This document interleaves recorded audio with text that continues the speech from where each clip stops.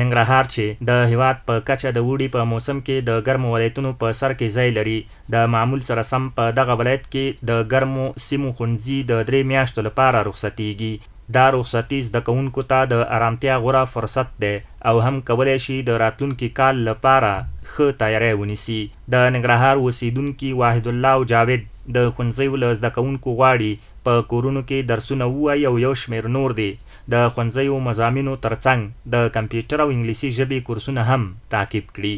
د هغه زده کوونکو لپاره چې اوس یې پیلن د مکاتبو رخصتي ده،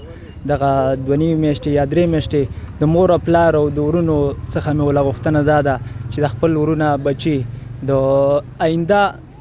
کال چې مکاتب شروع کېږي هغې دپاره دغې ورځو شپو کې د رخصتۍ کې باید د کورسونو کې واچي، د کورسونو څخه کورسونو ته بوزي. بل دا کم مثلا لسم کې او لسم ته ځي دغه کتابونه مطالعه کړي. زما چې دی د هغه کورنیو نه دا غوښتنه ده چې هغه زده کوونکي چې دا مطلب رخصت شوي دي او چټیانې دي،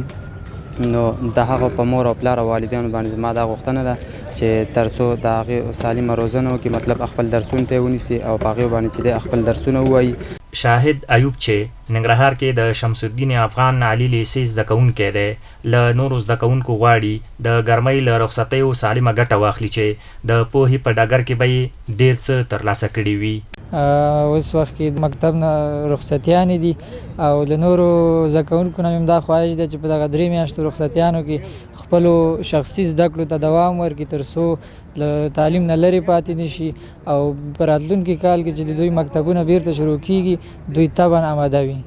د ننګرهار په ګرمو سیمو کې څو ورځې مخکې ښوونځیو کې د کلنۍ ازموینو له پای ته رسېدو وروسته زده کوونکي د 3 میاشتو لپاره رخصت شوي دي.